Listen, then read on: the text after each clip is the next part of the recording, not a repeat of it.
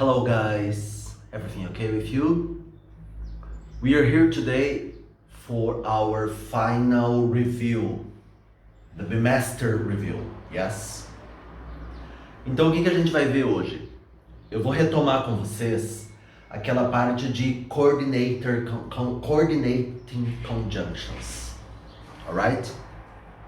Aquelas palavrinhas de ligação que a gente usa para ligar duas orações. Elas podem ser de alguns tipos que eu vou colocar aqui para vocês. Então a gente vai falar das coordinating conjunctions. Yeah? Quando a gente fala de coordinator conjunctions, quais são as principais que a gente tem? A gente vai falar daquelas que indicam addition, yeah? Também vamos ver a que indica result. Temos ainda alternative, certinho? Ainda contrast. E por fim, reason. Então vamos retomar isso. Eu sei que vocês já viram lá no início do bimestre, mas a gente vai retomar como uma recuperação bimestral. Certinho? Começando aqui, addition. O próprio nome já diz. Então a gente quer adicionar informação à primeira oração. A principal que a gente tem aqui, eu posso dizer, por exemplo, I like tea and coffee. Certo? Então, além de eu gostar de chá, eu também gosto de café. Simples addition. No problems, yeah? Result. Mas vamos deixar result um pouquinho de lado, porque eu quero falar de alternative e contrast primeiro, usando o mesmo exemplo aqui. Então vamos primeiro ao contrast. I like tea, but I don't like coffee. Ok, guys? Então, é um contraste. Eu tô gostando de algo, mas eu não gosto de outra coisa. Então, a gente usa a palavra but. No problems? Por que eu tenho aqui alternative? Alternative.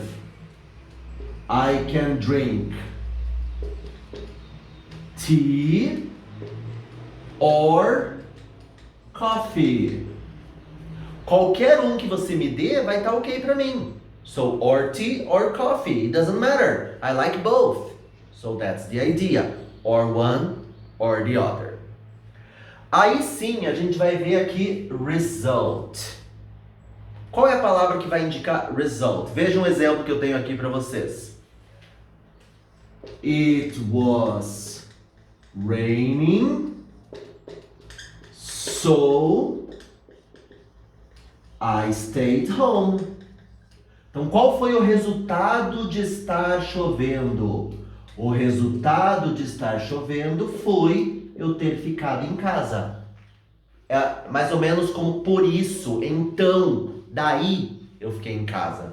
So I stayed home. E muita gente confunde result com reason. Elas são parecidas, mas com ideias diferentes. I stayed home. Qual foi a razão para eu ter ficado em casa? Because it was raining.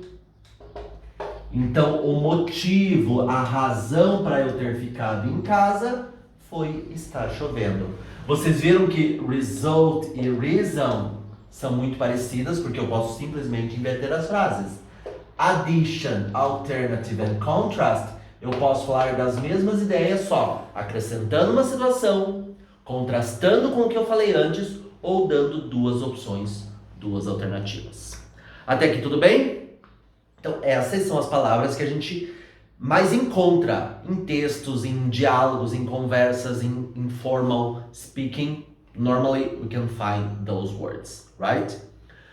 But I have some other examples to you.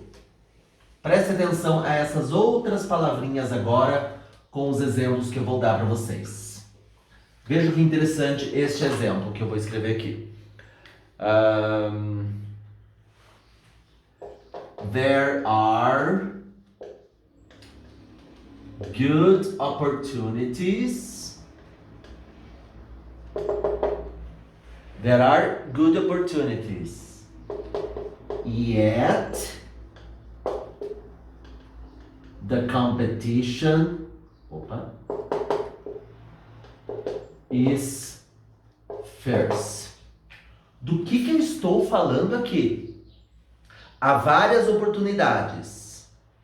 The competition can be fierce.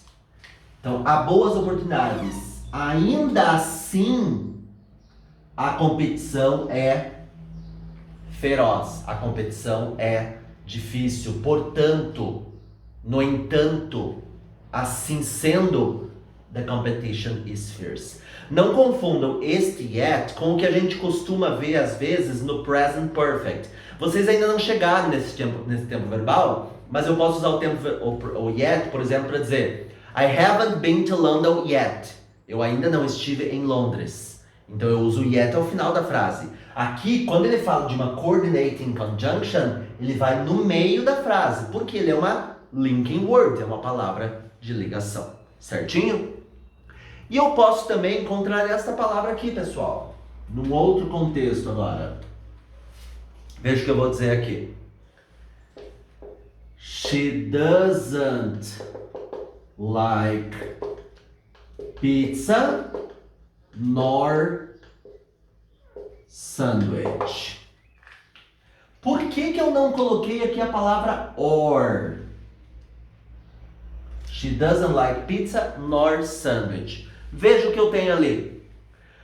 Quando o nor ele é usado para conectar frases independentes, o verbo auxiliar deve ser colocado antes do sujeito.